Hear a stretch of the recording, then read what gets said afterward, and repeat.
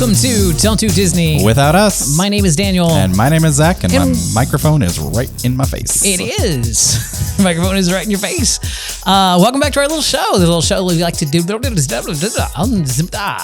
a little show we like to do about all things Disney, including the theme parks, the streaming services, the movies, the television networks, Do we talk about ABC that much? Audacity of the cast member. I have no idea. Everything about the sports pretty much is what we like to say. Except on run weekends. That's the only time you'll hear us talk about the sports. True. We do talk about Run Disney, but other than that... And that's only one specific sport.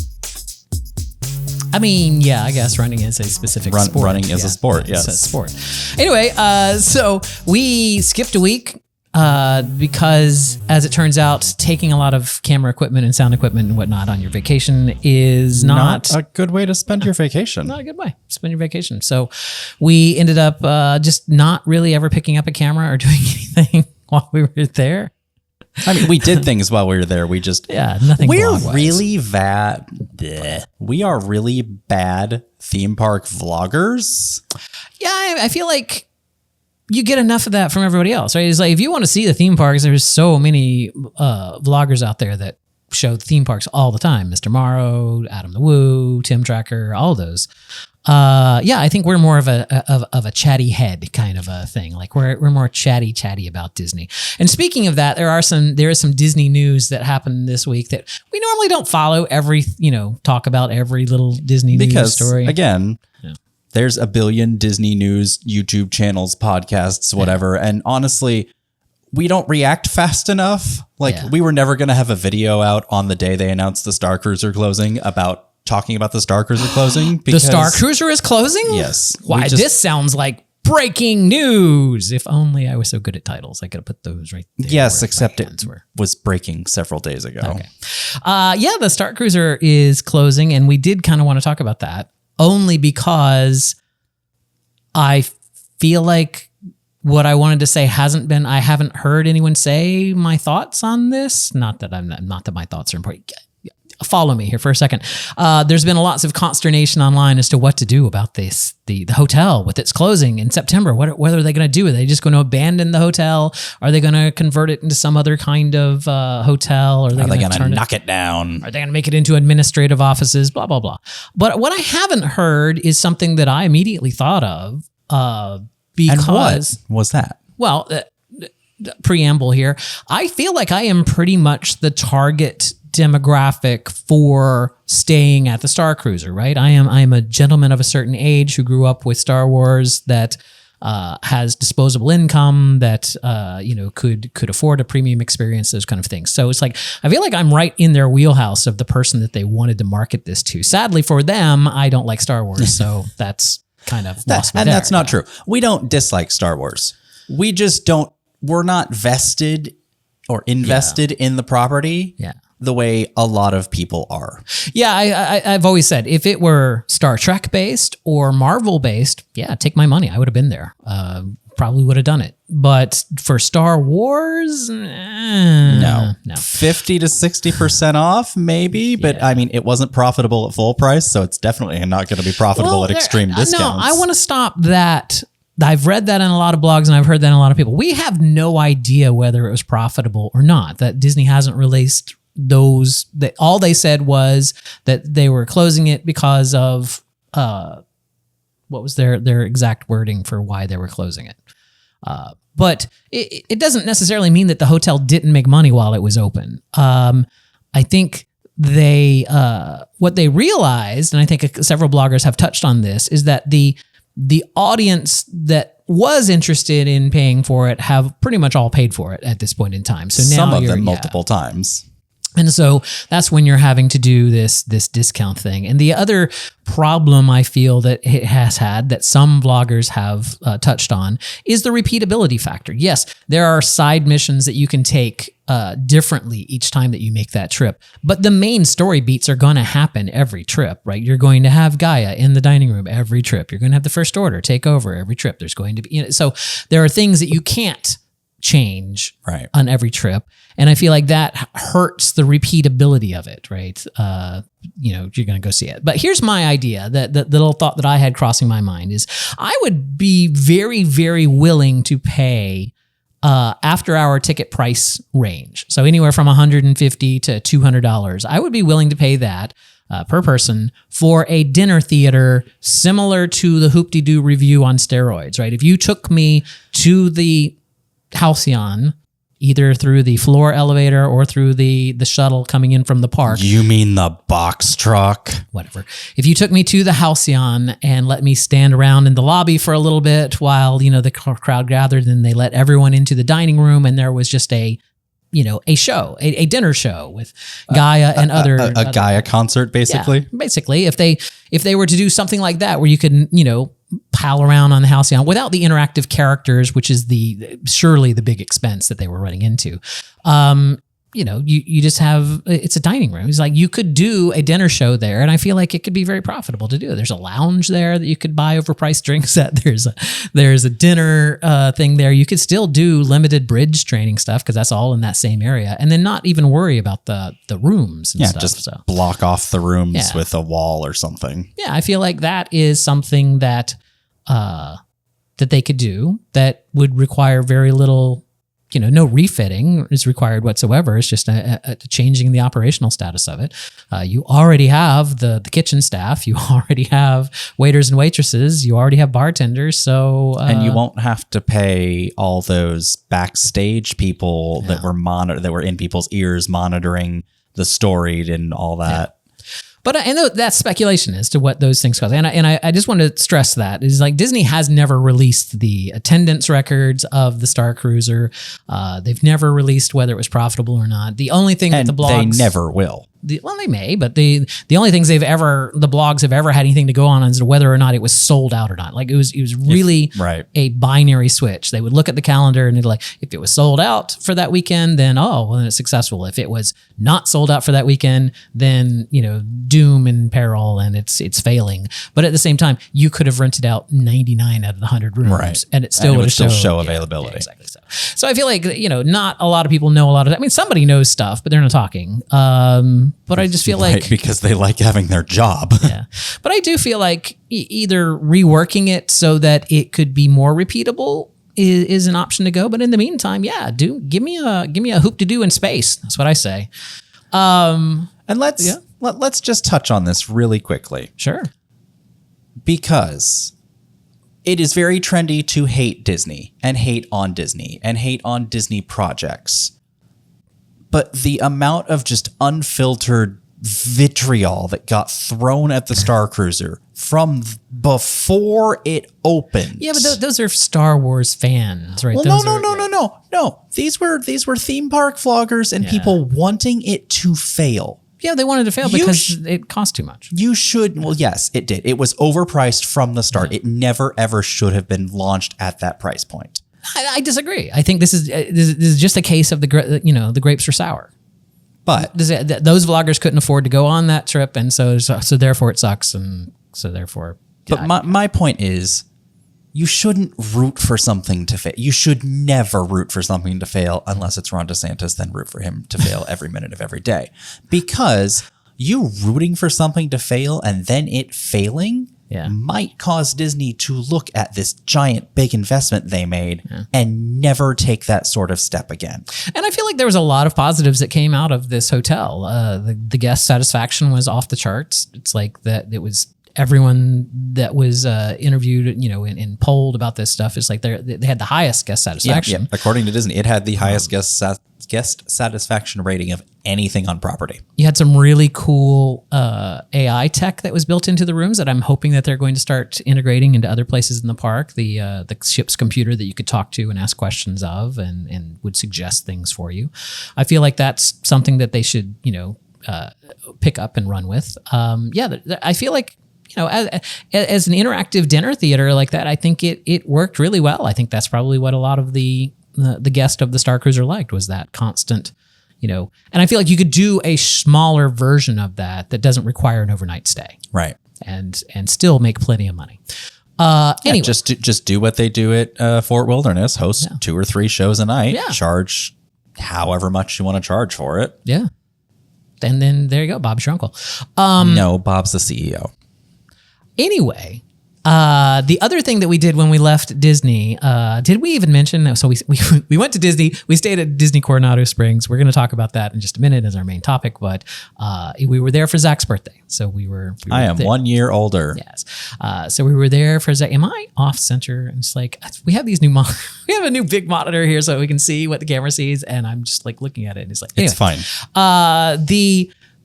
Where was I? Oh yeah. So we were there at Coronado for Zach's birthday and everything. But when we left, we left when we checked out of our weekend and headed home directly to. I mean, not literally directly to, but pretty much directly to. We came home, dropped our bags off, and immediately left for head out to the Humane Society here in Tampa because we had 2 cats that we have been following. Since they have arrived at the shelter, and we knew that we needed to adopt them because we wanted 2 cats, and these 2 cats needed to stay together because of they are brothers, and they are very dependent on each other. So we have 2 new cats.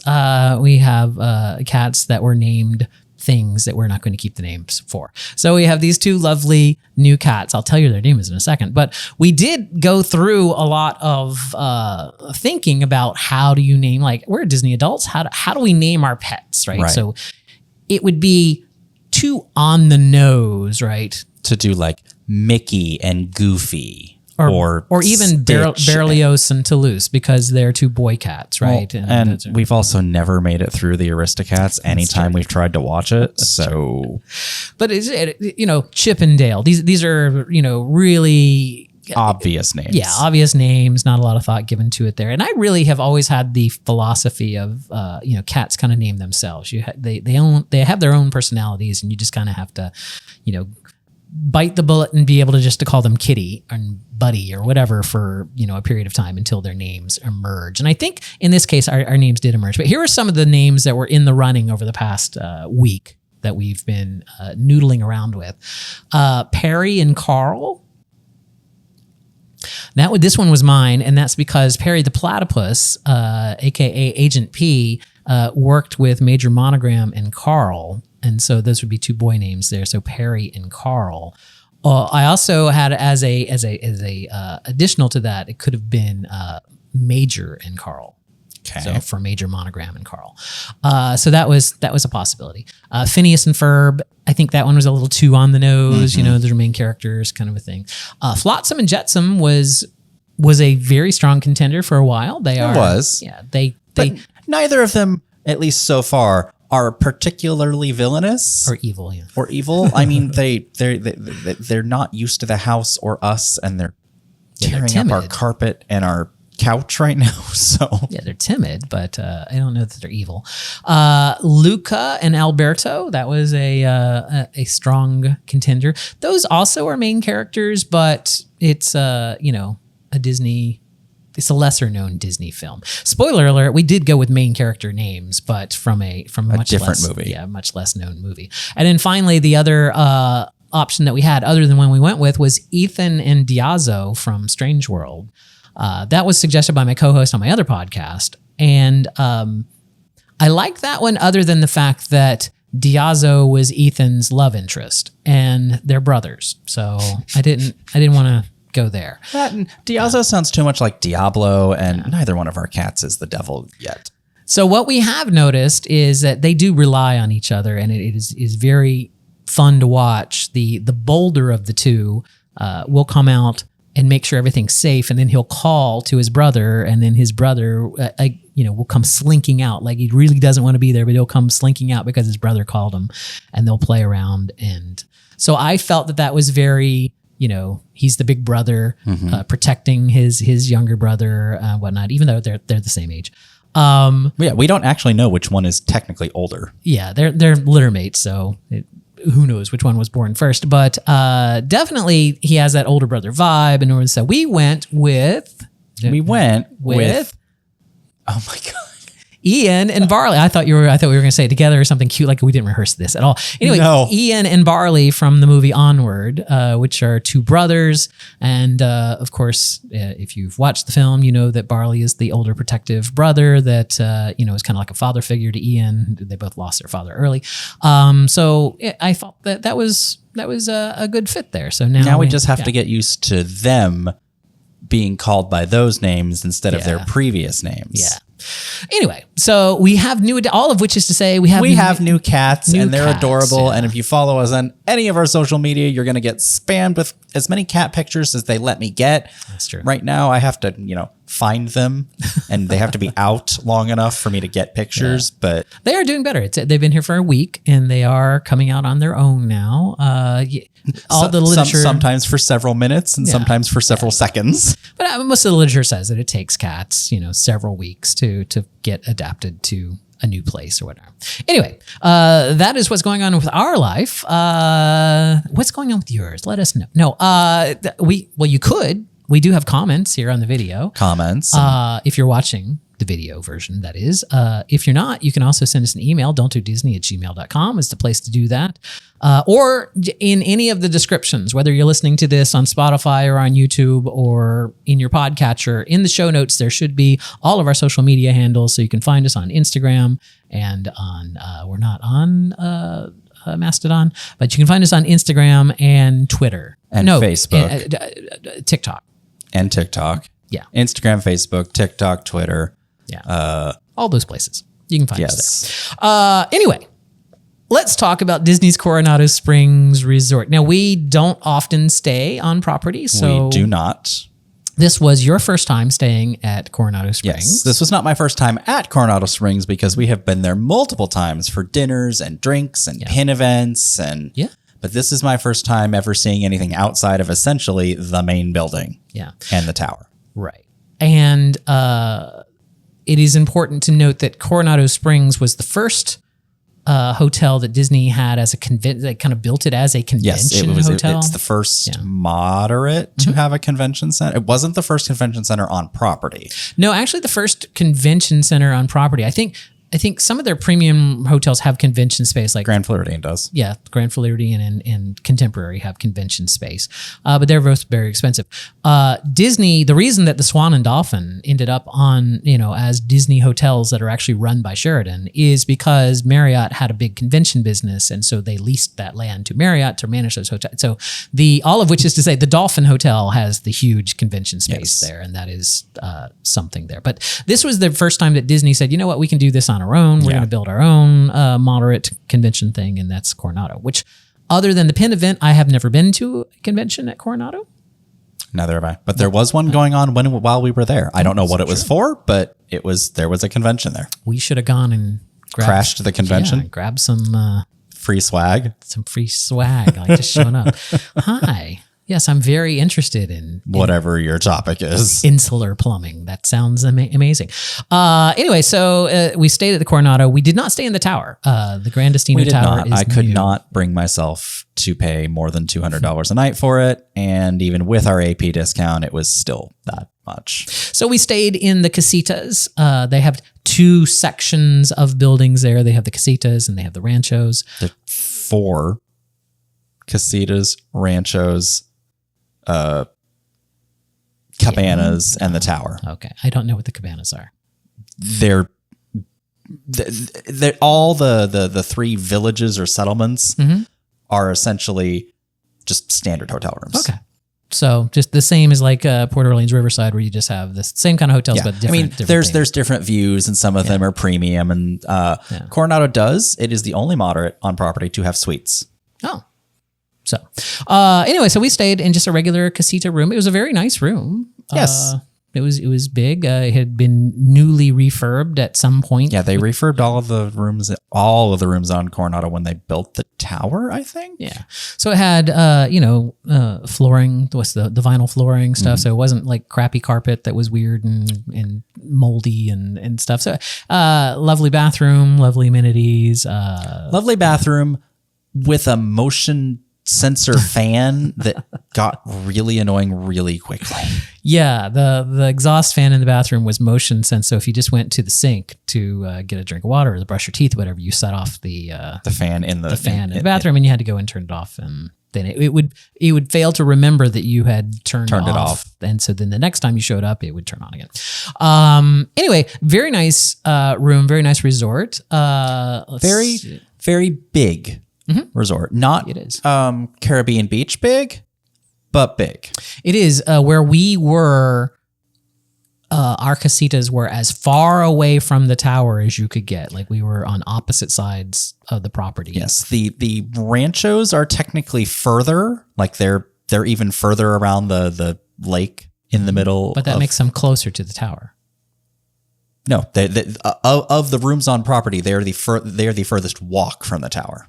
Our casita was the furthest from the tower, but if you look at a map of Coronado, those are actually situated further.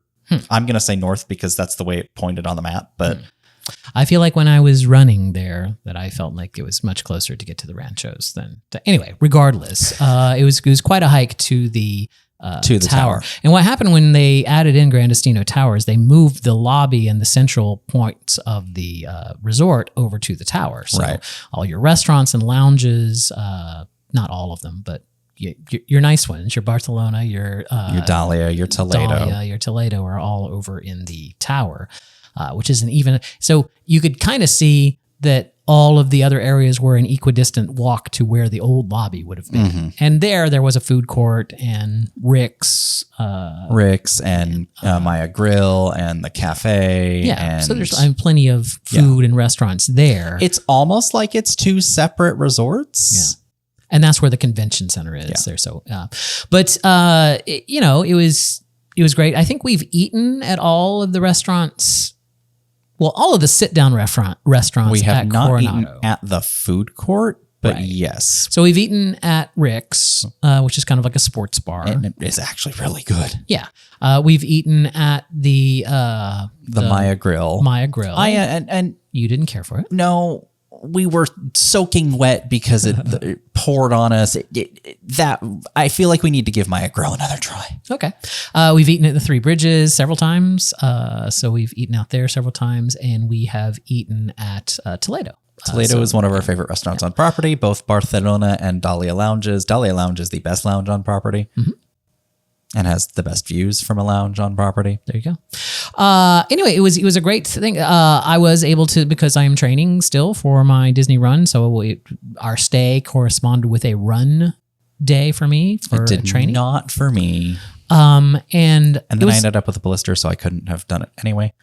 It was very nice. The resort actually has a planned out path that is exactly a mile long. There's several different boards around the lagoon that you can look at. It'll say like, hey, if you take this path, it's a mile. If you take this path, that's 3/4 of a mile. So it was very easy to do like a 3-mile run. Just follow that path 3 times. And very beautiful run. It was a very, very yes. Coronado is a very pretty resort. Yeah. What do you call it? The ambiance, the foliage. What do you call it? The landscaping? Yes. It's so well done. Their big pool is called the dig site, which is where we did do the hot tub there, which is a very large hot tub. Which is the largest outdoor hot tub on property. I did not know that. 22 people can fit in it. And it had a huge pool there with a water slide. We did that. And the lost city of Cibola. Yeah. And our room was near one of the quiet pools, so there was also a pool like literally right outside our door. Right outside our door. It was a very nice little resort. If we were park goers, it wouldn't have mattered that we were that distance away from the tower, because we wouldn't necessarily have been doing anything over in the tower. Right. So from where we were staying in the casitas, we could walk out the back door, go to the bus stop, and take a Disney bus anywhere we wanted to go, come back to there, directly at our door, pretty much. They would drop us off there. Yeah. So it's very convenient. And Coronado is pretty centrally located on property. It was probably just about as far, The only real words are hard, goodness. The only park that Coronado isn't super close to is Magic Kingdom. Yeah. It's basically smack dab in the middle between Epcot Studios, Animal Kingdom, Blizzard Beach when it's open. It's actually probably more convenient to more things than any other hotel on property. Also, we found out that there is a campfire that happens every night. In fact, apparently every we didn't know this. Disney resort has a campfire Every night. We never knew this, that every day. So we're like, that certainly cannot be true. But because we were very, very restaurant heavy in this trip, we were going to different hotels for dinner whenever we were paying attention. So I think we were going to the Flying Fish and we walked through the Boardwalk Hotel and they had a campfire out in that little grassy area. It's like a little portable fire pit that they bring out and they do a campfire for an hour out there. They have movie under. Every resort has movie under the stars. I never knew that. At Coronado, they do it out in front of the tower. We just don't stay on. We normally just can't justify the cost. Also, I'd like to point out those things don't cost. Like you can that's free. Yeah, you can go to any Disney resort and take place in their campfire. If you want to do s'mores, you have to pay for their little packet, but they all sell the but even that's not that s'mores. expensive. Yeah. But yeah, if you wanted to go and do a campfire at a resort, all the resorts have campfires. You just gotta ask where they're at. They all have movies under the stars. So if you want to take your kids to go watch a movie one night over at Boardwalk, you can. It's out on the lawn there at Boardwalk. They have an inflatable screen and they're playing. That might be. I mean. Take that advice with a grain of salt, given that whether you can get into a resort or not is very dependent on the security guard you get if you don't have a dinner reservation or you're not staying there. So, well, I didn't say you could park at Boardwalk, but you can. If you can get to Boardwalk, you can go to their campfire. You can take a bus to Boardwalk. Anyway, who knew? All Disney resorts. They also had activities. We didn't participate in any activities, but there was like a tie-dye shirt thing one day. Yeah, there's a sangria class. Yeah. There's a painting thing. There's games on the lawn. You can make a mosaic. Some of these things are free. Some of them cost. Yeah, or minimal cost for the materials and stuff. Some of them are minimal costs. Some of them are not minimal costs. Well, I'm assuming the ones that involve drinking alcohol probably cost as much as buying a drink. Just a really, really fun stay that we had at Coronado. Goofy and Pluto stopped by. They did. In their new 100th outfits. They came up in a bus up in the lobby there and they were greeting guests and whatnot and went off onto their own. It's a lovely resort. We had a great time. Because we don't get to stay on a property very often, it's almost like experiencing things. In my case, it was for the first time, but we don't get to see that side of Disney very often. So it's nice to do it when we can. Yeah. And, my only real complaint was just how far we were from the tower. Mostly because it turns out I ended up having a blister on my foot, which made walking kind of a pain. But I mean, I would stay at Coronado again, but it has to be for the right price. I will never pay Disney rack rate for a room. I feel like, a friend of mine put it this way a long time ago, and I still feel that it is relevant today. When you stay at a Disney Value Resort, at your All-Stars, any of those, it feels like a value resort. It's nice. It's a lovely Disney resort. It has, theming and whatnot, but it does feel like a value resort. You do feel like you're staying at a budget hotel. Right. Their moderate resorts, for the most part, don't feel moderate. It's like, I don't feel like Coronado felt like a $165 a night room. It felt, much more than that. No, and we've always said in relation to Toledo and Dahlia especially, but I would honestly say for the resort as a whole, it feels deluxe without the deluxe price tag. True. Like we got it for just under $200 a night, I think. And that was an acceptable price for the amenities and everything. That was worth what Disney was asking for it after our pass holder discount. There you go. Our seal of approval. Stay at Coronado. Do you have anything else you want to add about Coronado? I do not. Okay, great. Let's just slide on into our heroes and villains of the week so that we can pop out of here. This is episode 8 and even, so I think we go with heroes on even shows. I mean, we used to have this at the top of our little document. We should probably add it again. Yeah. We'll get around to that. I'll just jump right on that. Anyway, let's go with our heroes and villains of the week. My hero of the week is Disney Lost and Found. The first night that we were there, we ate dinner at Toledo. I know that I had my driver's license at the time that I was paying for dinner because I had to show it to them for my pass holder discount. We went back to our room. We didn't drive. We walked back to our room. And from there, we went out swimming. And the next day, I couldn't find my ID. So my ID disappeared either somewhere in the room, fell out of my pocket. Or the server accidentally kept it or something or whatever. Somewhere. And so I called down the front desk to see if anybody had turned it in. They directed me over to the Disney Lost and Found website. Disney Lost and Found website, you fill it out online. You basically give them the information, what you lost, where you lost it. They are very, very good at continuing to send you emails throughout the time telling you that... At 4:19 in the morning. Telling you that, hey, we haven't found it, but we're still looking. Those kinds of things.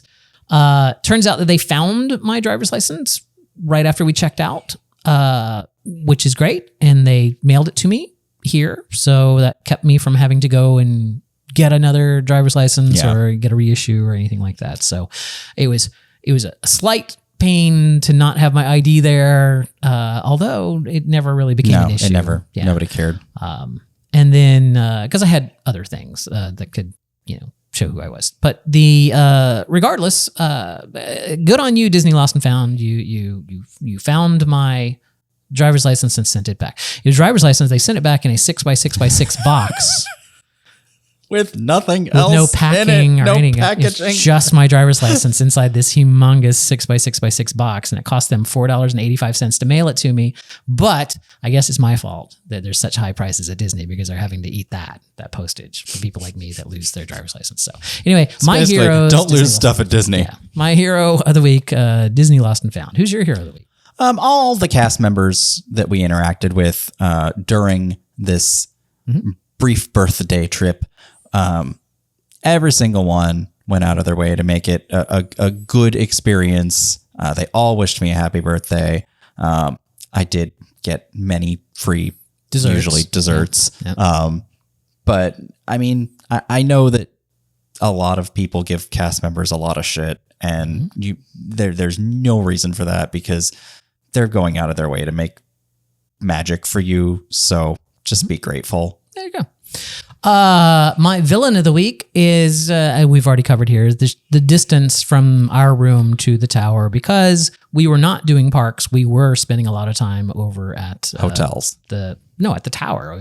We were specifically going to Toledo and to Dahlia and to Barcelona. Yeah. We were doing things over at the tower quite a bit. We did Animal Kingdom for the morning, and we did Typhoon Lagoon. The only parks we went to were Animal Kingdom and Typhoon Lagoon. Yeah.